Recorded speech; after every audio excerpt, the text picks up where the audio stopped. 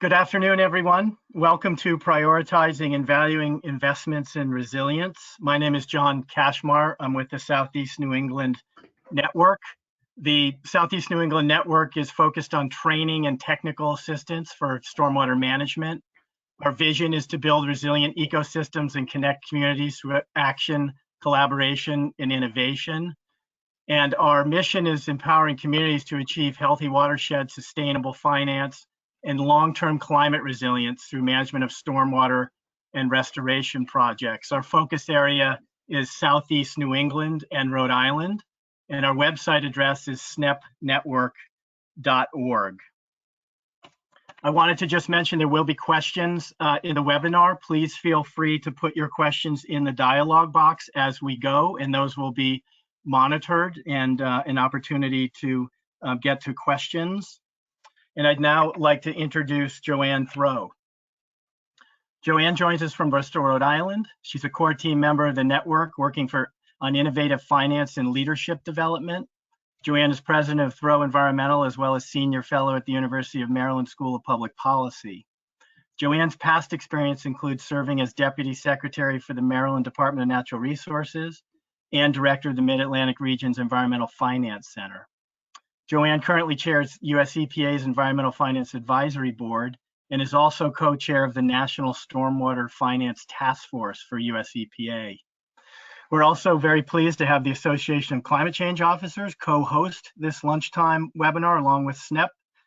ACO is the premier professional development organization for individuals addressing climate change in their organization, and we very much look forward to today's conversation. I'd now like to turn it over to Joanne to get us started. Thanks, John. Well, welcome everyone. And first I want to welcome my partner in crime here, Dan Kreeger, Executive Director of ACO. This is our third webinar, our lunchtime webinar. So Dan, thanks for constantly returning, and we've got some great guests today.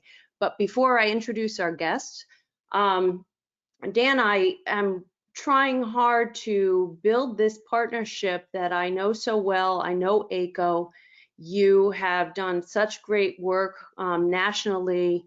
We've talked about it in the past. We've been talking about your town halls and your coffee hours and your superhero focus, but also I want to make sure that we bring elements of ACO up here to New England. There's so much to offer.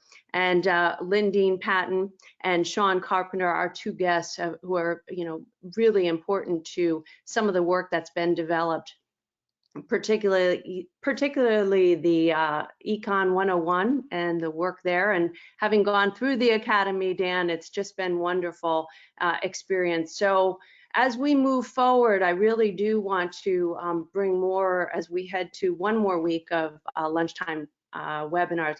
I want to bring more of ACO up here and more of what you do and all the people who are part of this. So before we introduce our colleagues here on the call, I want to take a word and just explain a little bit more about some of the projects you're working on and what we hope to do here in the SNEP region.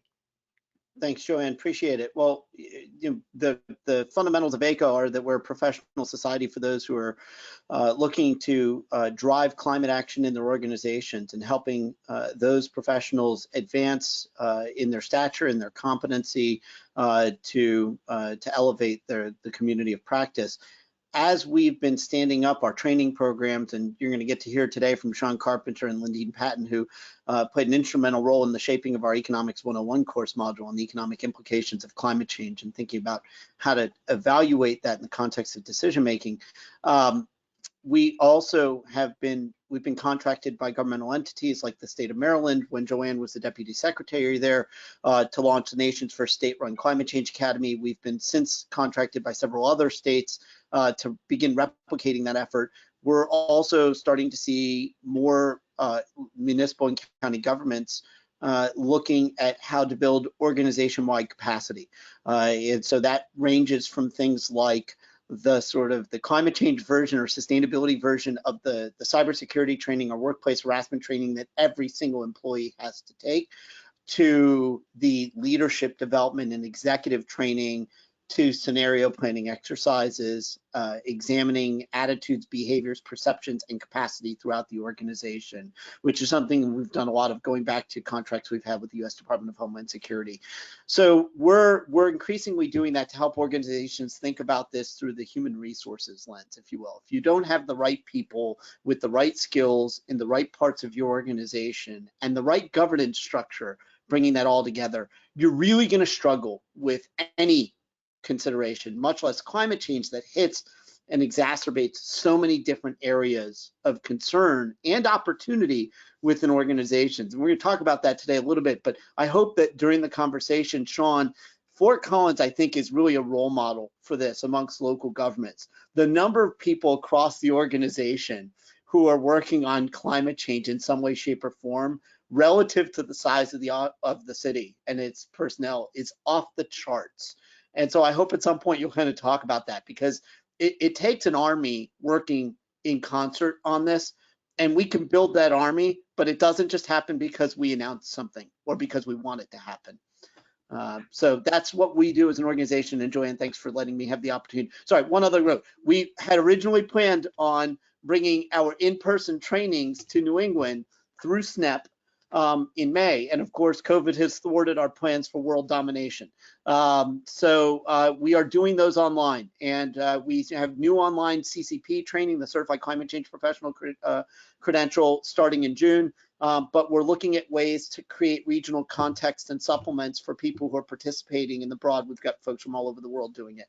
And we will definitely, we'd love to have New England communities be participating. We even have a scholarship program for those who don't have funding support. So yeah, definitely having gone through it, there's so much there and so much content, and you're great instructors as well. So we'll be having more information on the SNEP website soon. Absolutely. But I'm very Thank excited, Dan, that we have this lunchtime conversation. We have Sean Carpenter, who is the Climate Economy Advisor for the City of Fort Collins. You already mentioned him.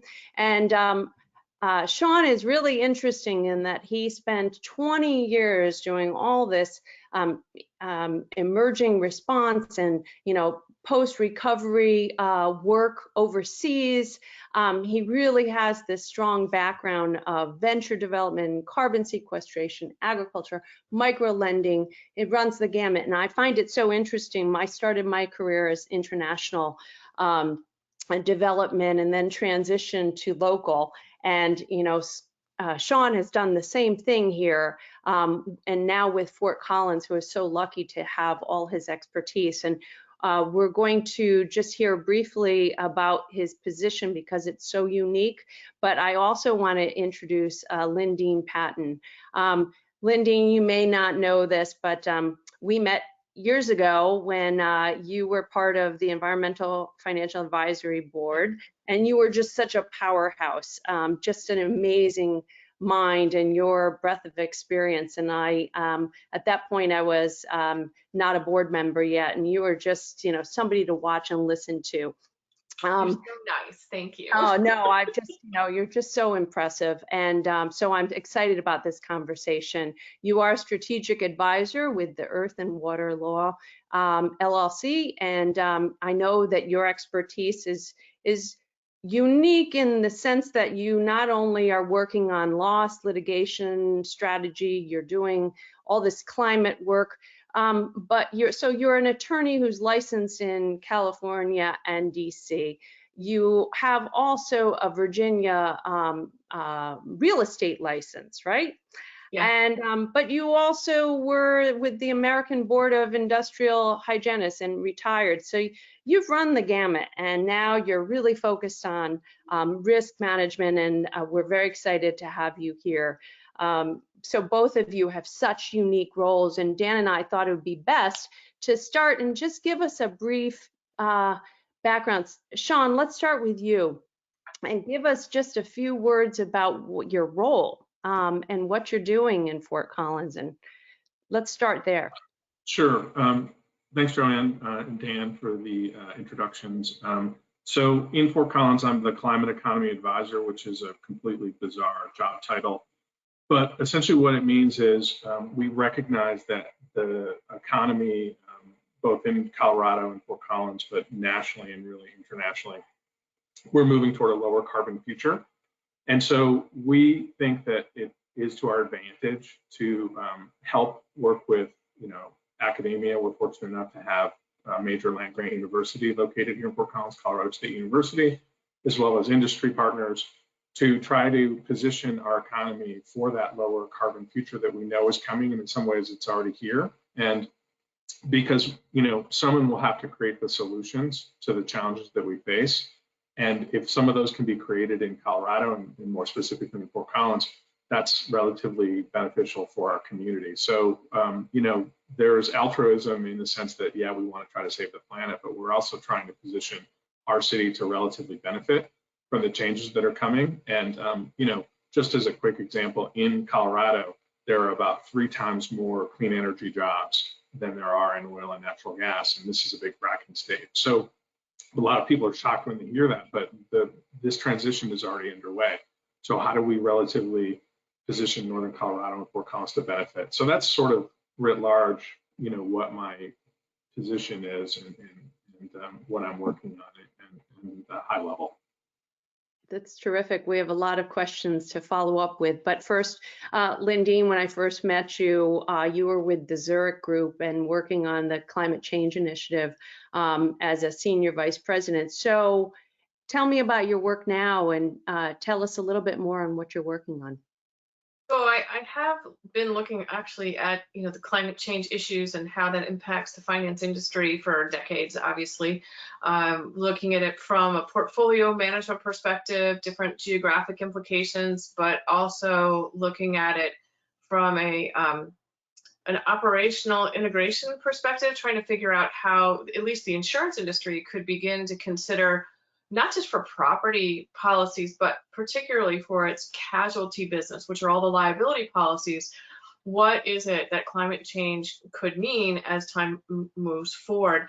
I continue that private practice, which is heavily data-driven now in my law practice. I work largely with insurtech groups, but I do have a specialty, which is sort of my favorite area to look at, which is the emergence of liability in the context of extreme weather events and climate change. So, for example, I'm particularly interested in PG&E's admission that to voluntary manslaughter in California after the Camp Fires. I think that's a game changer. I've also been following the different behaviors, for example, of utilities. Con Ed post Sandy took a very different path in terms of proposing improvements to their infrastructure in response to climate change. And I think that those two companies at this point have sort of represented the spectrum of options. And I think that so far, the response that comes with integrating climate change resilience and sustainable responses into your design and operations is winning out in terms of profitability, as one of those is still a going concern and the other finds itself in bankruptcy again. So they are extreme examples, but that's really particularly what I'm interested in. That's what Sean and I were lucky enough to be able to put together the curriculum for ACO with Dan on, looking at how is it if you are going to run a municipality, if you're going to run a business, that you can begin to get people thinking about resilience and adaptation. And I think that's sort of the score of our conversation today. Yeah, so perfect. So Dan, we've been talking about a lot of questions that we want to hit our guests up with today. So you want to go first? You're muted, Dan. I should have unmuted myself. There we go. Producer error, or user error. There's a range of things that I think we want to cover from this, right? There's the how do we make good investments and how do we inform investments, and there's that on an ongoing basis, and then there's going to be a stimulus coming through where there's going to be dollars going in to create jobs and rebuild economy. So that's a kind of I don't want to say unique because it happened 12 years ago, but it's a crucial moment in time.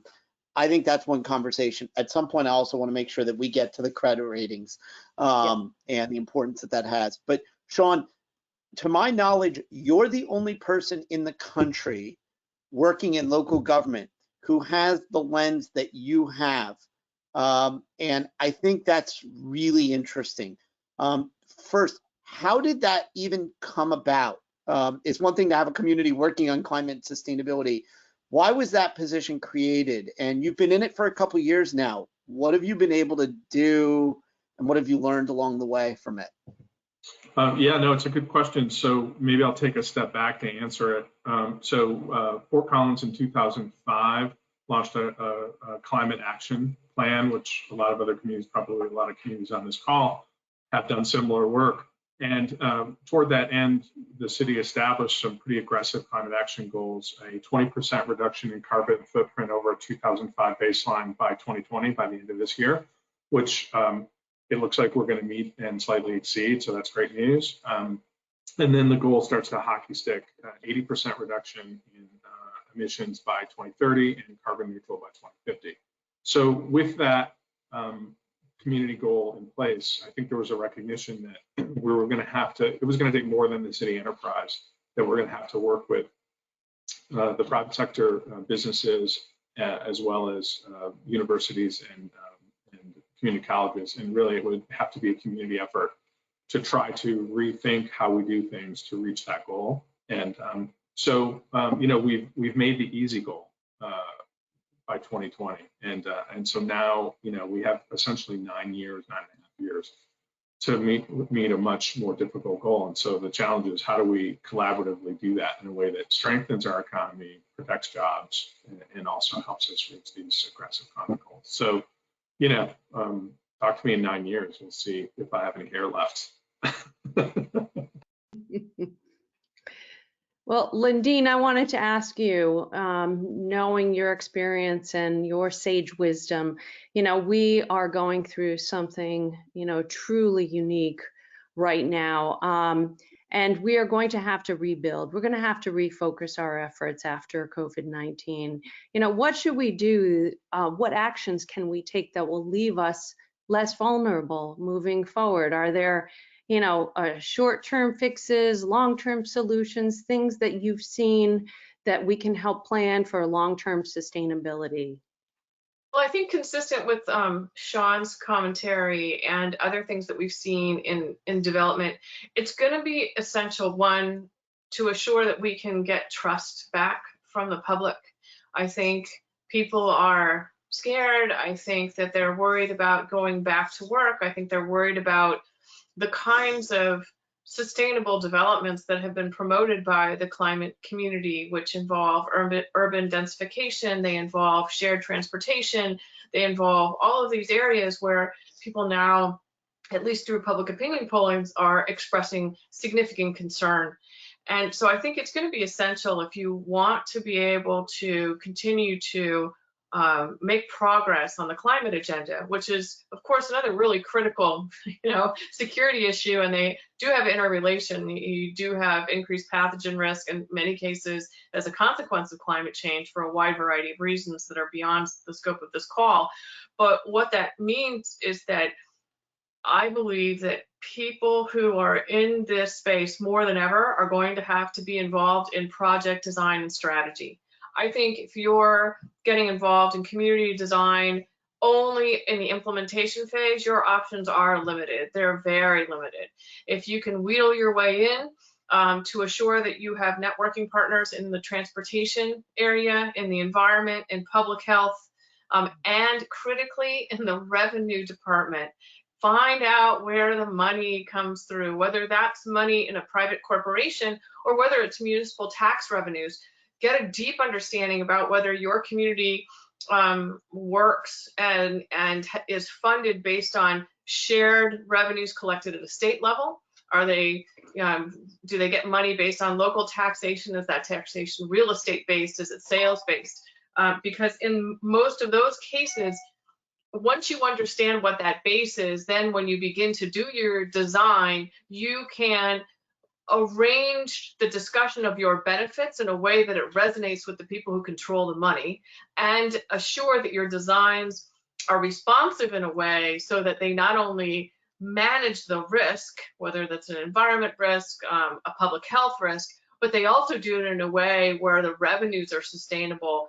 Those, I think, are going to be critical skills going forward. And that's a big ask. That is for a community that is primarily policy-based, not necessarily with a lot of science, but primarily policy-based with support and input from science. That's a big ask to get them to go and cross-connect with the engineers and with the finance guys and girls. So You're You know, here. when we were putting the Economics 101 module together, one of the things that Sean introduced in was that budget disruption exercise yeah, that we awesome. developed, the Anytown USA disruption exercise.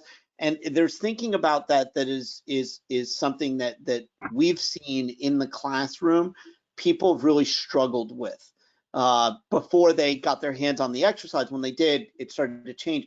What are some of the ways, Sean, that you've been looking at the tangible either opportunity flows or disruptions through, whether it's a climate event or you're looking in the realities of, you know, these COVID days? Yeah, no, I mean, great question. There's a number of strategies that we use, and in particular, when we talk about finance, it's really about how do we take what can be an esoteric concept as climate change feels so big and so diffuse for a lot of people that it's hard for them to get their hands around it. How can we create programs and tools that create those benefit streams, but really focus on things that people resonate with emotionally and that they can identify with? So we might talk a little bit later about the Epic Homes program, which is a project that we've developed to find, finance, and fix 10,000 energy inefficient rental properties and private homes in our community.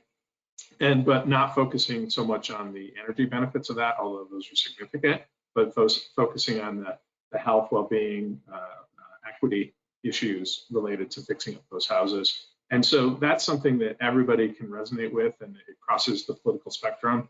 And so folks that appreciate it for the carbon savings, they're already on board. But folks that, you know, have kids with asthma and they recognize, wow, that's going to reduce asthma attacks in kids in these houses, that's wonderful. So everybody, I've had bank presidents tell me, this is great. I can remember when I was a young undergraduate and living in a crappy house with 7 guys.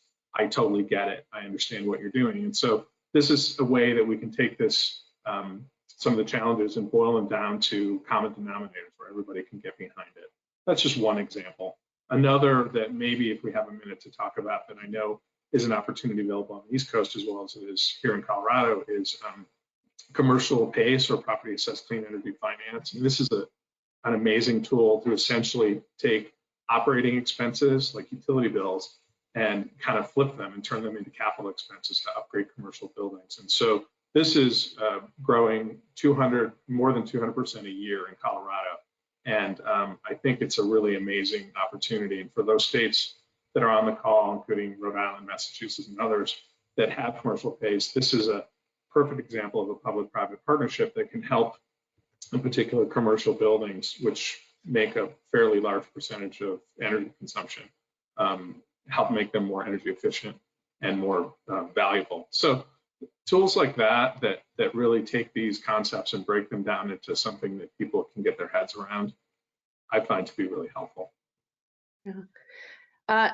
Lindene, so on one of the previous webinars we had, we spoke about Charles County in Maryland and the work they were doing on climate change, on financing and preparedness, and it really influenced their credit ratings. And Dan had mentioned on the intro, we have to save time for discussion about the credit ratings. And so you have recently interacted closely with all the credit agencies, all 3, and I think you maybe ran a panel, but you've worked closely with them, and you know how this is so important. It's important as we recover from COVID-19.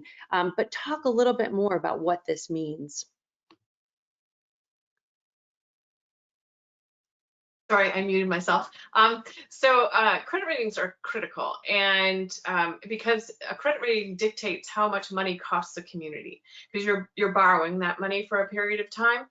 And in other words, the kinds of projects that Sean has been discussing, the cost of those projects, depending on whether it's pure private finance or there's a municipal component, will fluctuate as a result of whether the criteria that are of interest to the rating agencies are met. And specifically, each of the rating agencies has undertaken over the last couple of years a look into the risks associated with climate change and how climate change might impact the ability of the borrowing entity to repay the bond. And so, for example, if there's a risk of flooding, or there's a risk of some other extreme weather event like a hurricane that exists in the geographical location for a municipality, then the rating agencies have now come to the point where they're trying to understand, well, how much revenue disruption is going to result should one of these events present? And is there anything that the money that's being used in this bonding process, in the money that they're borrowing, that's going to reduce that risk? So in other words, if we let them borrow this money, are they going to just continue to be a better and better risk, or is this borrowing completely unrelated to it? And if it's unrelated to it, what other steps have they taken? And I think this is where Charles County was able to identify, having set their leadership and many of their operational staff through the ACO training, to at least gain sensitivity to climate risks so that they could begin to internalize the thinking about how to incorporate risk management processes and concepts into their day-to-day work. That is the kind of thing that the rating agencies are looking at. Each of them has their own unique and independent data set that they use to evaluate risk in setting the credit rating. It's pretty clear that none of them is going to give you their black box. It's modeling, much like the modeling that's used by the insurance industry for catastrophic risk expectations for losses for hurricanes. It's the same concept that's being used. It's just a different set of applications. So it is a pretty complex process, but in the end, they're being very transparent that they are looking for knowledge, they're looking for acknowledgement of climate risk, and they're looking for progress. And they've also made it really clear that what satisfies as that progress today will not be the same thing as next year, so that they're going to move the goalpost, and they have been unabashed about it. Awesome. You know, and it's not just, you know, you mentioned the ACO training, and they did specifically cite that in the credit rating affirmation for Charles County. And, you know, Nancy Kopp, who's the state treasurer, stood up at the Board of Public Works meeting in January in front of the governor and cabinet members and on TV and said, you know, look, the next time that Charles County goes to build a school, the taxpayer is going to pay less for that school. Yes, because they took this seriously and specifically went and built their own capacity. But within that interview process, Mark Belton, who's the county administrator, also cited the specific projects that they were undertaking that went along with the we're getting serious and training our personnel. One of those projects, Joanne, is one that you've been working on in a 3-county resilience project. They were reacting to, oh, look at 3 counties coming together to tackle this as a group, as opposed to everyone just kind of off doing their own thing. So they're responding to a litany of these things as well, and they're looking for tangible projects. And some of that is they're looking at what are you doing on governance? What are you doing with your people? Some of it is what are you doing on the sorts of projects that Sean is working on in Fort Collins? And how is that translating? And that's a kill 2 birds with 1 stone sort of. That's probably the wrong metaphor in this environment, but let's go with you get 2 benefits to 1 outcome, because those projects, Sean, create jobs. They create economic development, and I think that lens of what you do, especially now, is so important. Is the economic development lens of all of this. Yeah, that's true. I mean, in the, for example, in the Epic Homes program, that's very labor-intensive work, hands-on work that can't be outsourced. According to ACEEE, I believe the number is 17 jobs created for every $1 million invested in the energy efficiency sector and that kind of work, compared to about 10 jobs per million invested in more traditional white collar work. So it is a jobs engine, and certainly having the ability to work with private sector contractors, it does create a lot of support for the program. Well, and I would say that other communities have experienced that too. So in the Chicagoland community, there's an NGO called Center for Neighborhood Technology. You know, true transparency, I sit on the board, so I know a lot about it. But years ago, they launched something called Rain Ready. And it actually also mitigated climate change related risks, particularly risks of flooding in lower income neighborhoods, and created jobs, because a lot of the solutions weren't just putting in like a backflow protector into the basement. They were rerouting water off the roofs. They were addressing landscape through drainage, you know, all the sort of things that you think about for stormwater runoff management. But it did create local jobs, and that is why it resonated with the community. Not only could they avoid, for every one of those events, the average cost was like $37,000 for the individual homeowner, which for a lower income, you know, family is impossible. If that happens to you every year or every other year, you can't deal with it. But to be able to manage it through local labor skills with advice from experts in the general framing, but being able to implement it, that got people to trust it. It got people local jobs. It solved a problem that they couldn't afford, and they didn't lose their houses anymore. But those are the kinds of, I think, integrated projects that are going to be driving us to the next step. But now you're going to have to look at the area that I think a lot of environmental people have been less comfortable with, and that's public health. And I believe in Colorado, there are a couple of projects in which people began to look at number of excess heat days. Now I'm probably at the limit of my knowledge, but Dan knows a little bit about this, where those projects were focused on trying to figure out in high heat environments where the most vulnerable populations were and where they could protect them. There are analogies here that they were able to leverage existing real estate, existing resources. They were able to be efficient, but solve a public health problem. And I think that's the kind of dynamic thinking that's going to have to exist with this COVID issue too. Well, so that brings me to a point, Sean. I really want to make sure it comes out today because, and I mentioned in the beginning, you know, I started my career as international development, and I thought the rest of my career I'd be spending overseas. Life had another plan, but I used a lot of that expertise working overseas, and I applied it here. It's, you know, it becomes ingrained in you, but you took the work you did international. I mean, you applied your emergency management training, your, you know, micro lending, and you had so much that you worked on, and in Haiti and in India during, you know, a tsunami and earthquakes and everything else. So how did you work with disasters like that, unanticipated, and then apply to what you're doing in the United States? Well, no, thanks. Yeah, it's certainly interesting that some of the things that I learned working overseas, as you mentioned, in Haiti and India and other places, I never expected to be applying some of those lessons here in the United States, but here we are.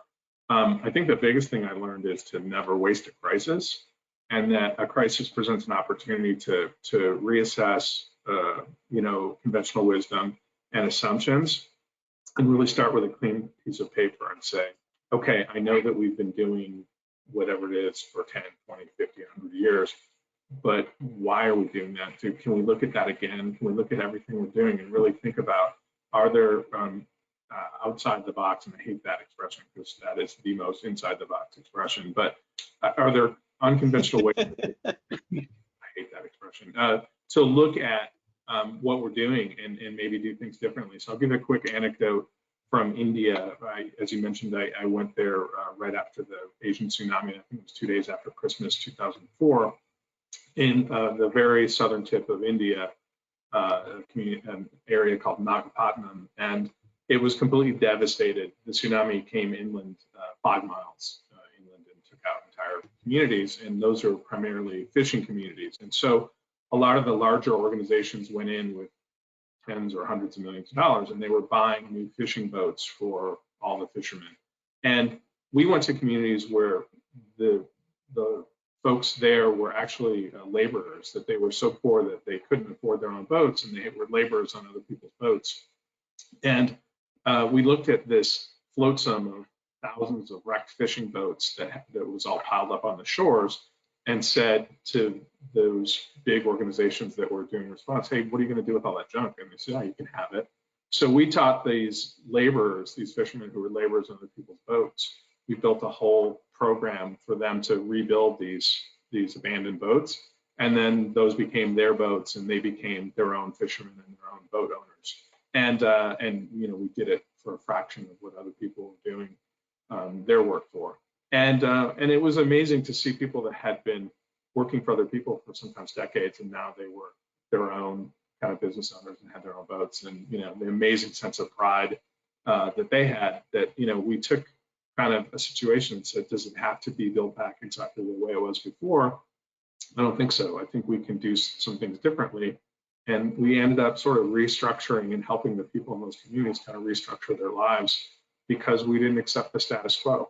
And so that's just one example of, you know, taking the opportunity when you have a crisis to really relook at everything and really challenge those assumptions. And I think that's what we're trying to do here in Fort Collins around financial support to small businesses and lending and things like that, because things are going to change after this crisis. And so now's the time to make important systemic and policy changes so that we can build back better. Yeah, and I think one of the, I was just going to say, go ahead, Lindene. I was thinking that, you know, the other big weakness, of course, that this COVID-19 event has presented is a further recognition of how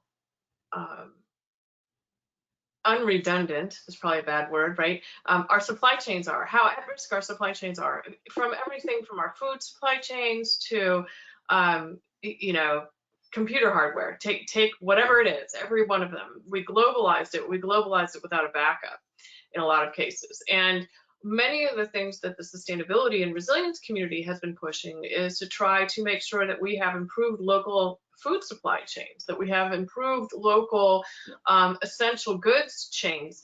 And I think if you're looking at investment again in this space, don't lose sight of that improving your supply chain with at least a minimum local essential capacity, for example, for food, would also create jobs and might take up some otherwise unused real estate that is quite unattractive for the purposes of, let's say, office buildings, but might be absolutely fabulous for an urban farm. And I think that those have been, while they've been adopted in some cases, they've been the concept of urban farming has been highly resisted in other cases. And I think people should take a run at it again as a mechanism for, you know, taking multiple things on the box: jobs, local food security, local taxes and revenue. I mean, I'm sure someone who's smarter than me and could like run through an individual project would come through with a multitude of those things. But again, that type of thinking, if articulated back to a rating agency, would enable you to get, you know, a nice credit rating and a good bond value if you needed money to really start it. And the other point to be made is if you can improve the food security supply chain, especially in underserved areas, you're also going to get at some of the comorbidity issues which really have negatively impacted poorer communities in this COVID-19 event. So, you know, there's the underlying gorilla in the room here, elephant in the room, is the inequities that this is causing. And earlier we were talking about the importance of protecting revenue flow. Mm-hmm. And that in and of itself creates a potential for the furtherance of those inequities. There's this we need to make sure that we protect our real estate or our businesses that drive the largest volume of sales tax. And that immediately creates the, oh, okay, we're going to make those investments into areas that have a predisposition of being more resilient already. And so the co-benefits part is really important here. But you're talking things like there's housing in all over the country that is classified as substandard because it's not energy efficient or properly insulated. And so that being able to correlate these investments that protect revenue, but that also address these health inequities that help that create jobs at the same time. We've got to do all of those things, because if you only go where the greatest financial protections are, that overlooks the inequities. Well, Sean, I think that's such an important point, but this is part of why when Sean and I and you have been teaching Economics 101, we've been relentless about saying, don't just look at the revenue side of the equation, look at the expense side of the equation. And that's capital expense and variable expense. And in the public health context, that is capital expense and variable expense. And right now, COVID-19 is killing us with variable expense, so to speak. So I would say that that is really important to keep that in mind. And my experience so far in consulting with, I'll just say, certain levels of government about perhaps evaluating revenue impacts in these contexts. When I brought up the expense side, all the revenue people said, oh, wow, okay, we know, but can we just start with the revenue side, because the expense side is so complicated. And I said, sure, start with anything, it's better than nothing, but keep in mind that just because you keep your revenue, kind of really to resonate with Dan's point, doesn't mean that you've solved your problem. In fact, you could move a horrible variable expense, load into another part of your community that you just by focusing only on particular kinds of revenue. Because the revenue, you get sales tax revenue, you get jobs and income revenue, if you just created local jobs. So. Well, Dan, I have a question I want to hit Sean up with. So a couple of years ago, Sean, so you had the Mayor Bloomberg Challenge. And so Fort Collins got some big award. I'd love you to talk about it because it relates to this conversation, and just talk about that challenge, what it meant for Fort Collins and what you did with the money. Sure. So that was the 2018 Bloomberg Philanthropies Mayor's Challenge. Mayor Bloomberg has, for over a decade, has invested in cities around the world and in the United States and Latin America and elsewhere. And his sort of premise is that, and these are sort of Bloomberg statistics, and can't verify the accuracy, but that 98% of global GDP is produced in cities and only 2% in rural areas. Now, I don't know if that's accurate or not, but even if it's close, it really sharpens the focus that cities are where a lot of important things are happening. And so their philanthropic efforts are really focused on how do we help cities who in many ways don't get involved in politics as much. They're very much interested in, they're much closer to their constituents, and they're much more interested in really doing practical work. And so that's sort of the emphasis of Bloomberg Philanthropies. So for that end, they actually, the first Mayor's Challenge in 2016, I think, was won by Providence, Rhode Island. So they may be on the call. They did an amazing program called Providence Talks, and they were really inspirational to us when we were entering this competition. So anyway, we entered this competition, 320 cities entered, and they went through various phases, and we ended up winning, being selected as one of 7 grand champion cities. We won $1 million, about $1.2 million from Bloomberg Philanthropies, and we used it for the EPIC program that I mentioned earlier to find, finance, and fix energy and efficient rental properties and single family homes, but really focusing on closing the equity gap. There's a lot of, in our community, over 50% of residents are renters, and that makes sense. The housing is fairly expensive here, and if you're a low moderate income household, it's very difficult to buy a home here. So 96% of our LMI households are renters. So how do we create a program that can have them get some of the benefits of addressing climate change and other welfare benefits, even though they might not own the asset. So we built an on-bill finance program. We're fortunate enough to own our own municipal utility here, and we have all our own utilities apart from natural gas. So that was a big lever that we could pull. So we took a pilot on-bill finance program and we sought external capital. So we raised money from private banks and used the Bloomberg prize money to seed the on-bill finance program. And I just closed a second round of financing last week with a national bank based in Denver. And we also borrowed some money from the state, and we closed about $3.25 million in financing last week. So we have about $8 million right now.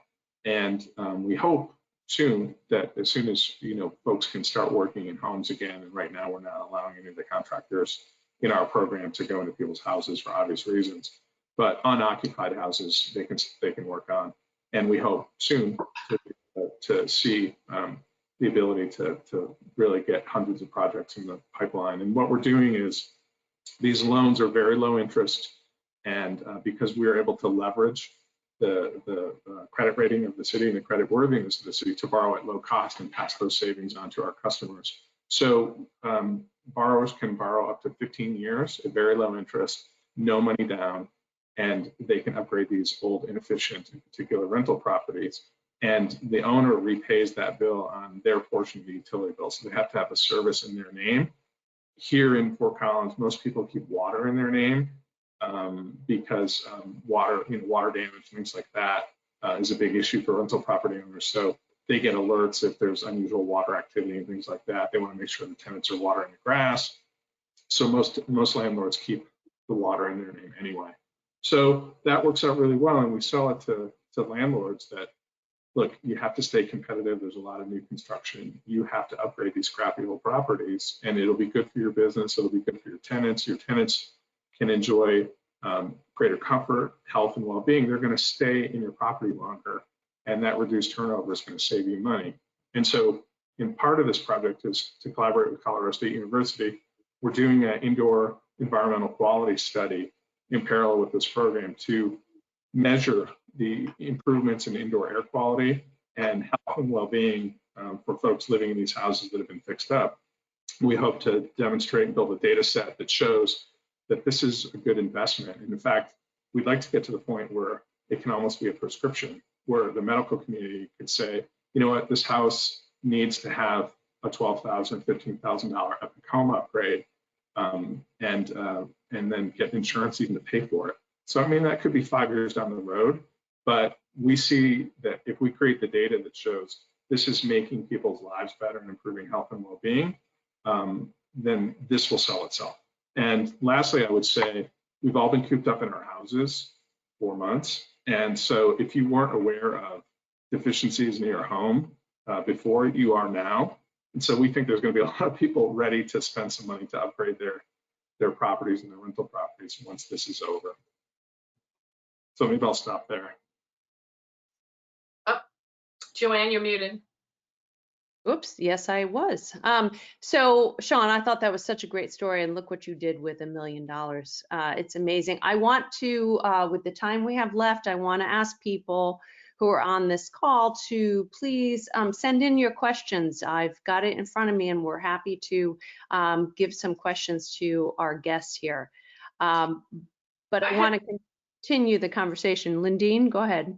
Yeah, I had two things that I wanted to bring up that are really coming, at least across my desk, with some frequency now. One has to do with transportation systems. I've been getting a lot of inquiries about transportation systems, going back to work, and debt and the related indebtedness that those transportation systems in suburban and rural environments have incurred during this process, and then the trust issue. So a lot of the dialogue that's happening in the insurance industry with respect to COVID-19 and resilience and liability has been drawing parallels to terrorism. Now they're very different in some ways and very much the same in other ways, because people are afraid, and they want assurance before they go back that they can run their businesses and go back to their lives with mitigated risk. When the issues associated with terrorism presented after World Trade Center, people said, oh, we're never going back in the city. We're not going to do it. I just don't trust it. And what you found is that people, as processes were put in place to manage buildings and transportation systems, security issues were addressed, that people did begin to trust again and were willing to go back to work. And I think we're going to see that same kind of process, but the tools are going to be different. And when we started this for terrorism, everybody said, oh my gosh, it's going to cost so much, we can't possibly do this. And of course, the more volume of those protective systems that were purchased, the less expensive they got, and they just became integrated into the process. So if you think about how you deal with like clean rooms, for example, everyone today would say, well, gosh, if we have to treat public spaces like we treat clean rooms, we can't afford that.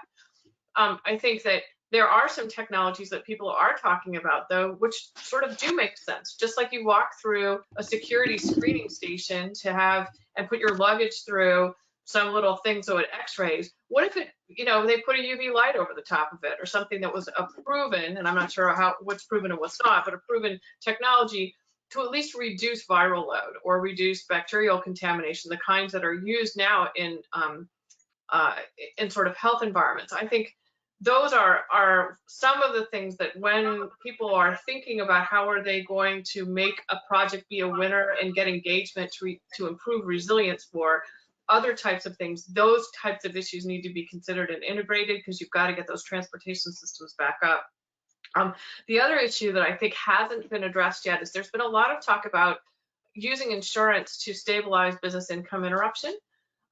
But there's been next to no discussion other than a few surveys that have been done about the level of concern that business operators have for reopening their doors, especially small businesses, in terms of liability exposure.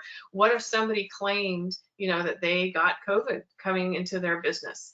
And many of the businesses I'm hearing from now are quite concerned about that, legitimately, because although people have discussed the exclusions on the property policies for business interruption, very few people have discussed the fact that there are virus, pollutant, and bacterial exclusions, communicable disease exclusions on all of the casualty general liability policies too. My guess is that you'll see some innovation in that space, but it's going to take a little bit there. But I think that that's another thing that to collaborate on with the insurance industry again to try to see if they can get some change. Great points. Thank you. So I don't have any questions from the team. They're just listening to this conversation. Can we continue? Dan, you have a question? Otherwise, I have many.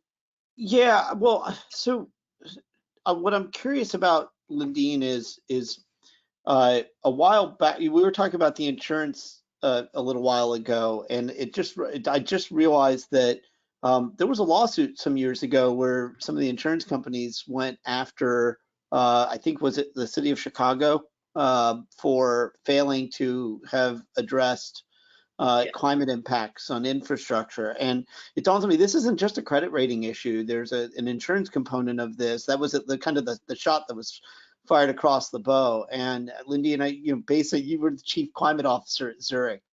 Do you have a sense as to what these sorts of efforts are going to mean in the context of insurability going forward? Yeah, it's a really good question because the insurance industry has focused historically on mitigating risk to property, especially high risk, high value properties. And recently with climate change risk, there have been attempts to try to insert requirements for insurability related to climate change risk. So for example, if you're at the WUI, there are certain circumstances in which there have been attempts by the insurance industry to reduce coverage or change pricing to reflect the increased risk, but to give credits for things that perhaps would reduce risk, like removing oil-based plants from around your property. Unfortunately, the science hasn't necessarily always backed up the basis or criteria on which they would like to increase or reduce pricing. And so I think this is another area when it comes to public health where if the liability is going to be assumed under the policy, those risks are going to have to be considered. But in the particular case that you're talking about, the nine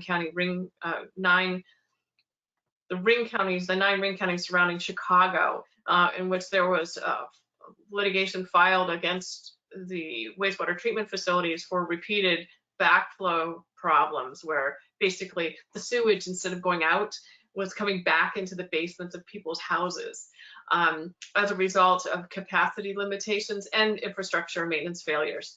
Right.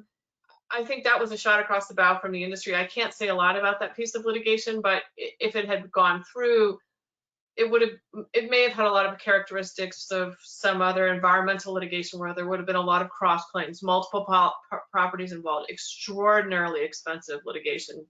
I think the goal was to try to avoid the circumstances that were manifesting in the industry for some, which was shown up by the data, where the backflow was occurring once, twice a year, at the minimum every other year for a lot of these repeat properties.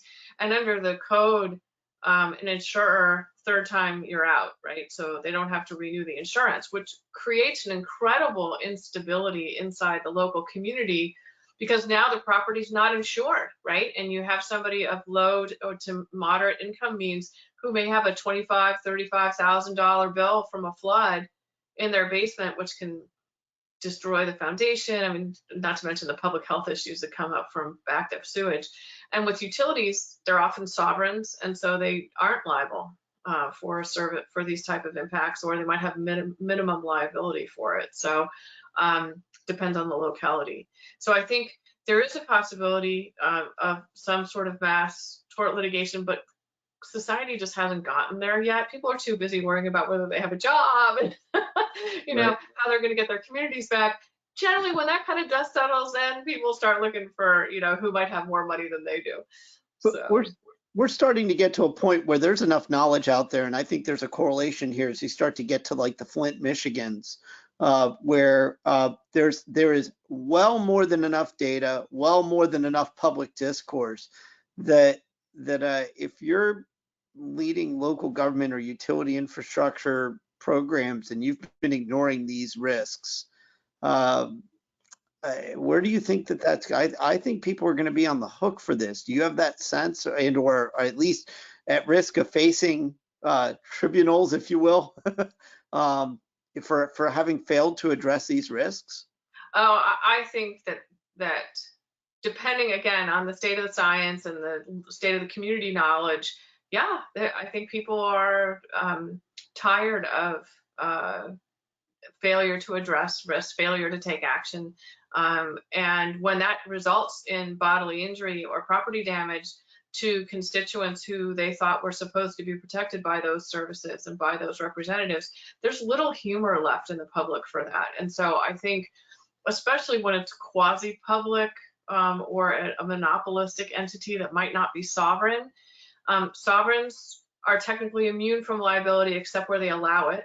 And in most cases where that sovereign can be shown to have caused bodily injury or property damage, where there wasn't a balancing issue, where it was arbitrary or whether they chose to ignore, in most circumstances, there are statutory ways to go after those sovereigns. And I think that's what you're seeing. And that's what that's what you saw with public utilities. That's what you see with some of these sovereigns and communities. So I guess if people aren't able to proactively invest in resilience, you might see more of that as the driver.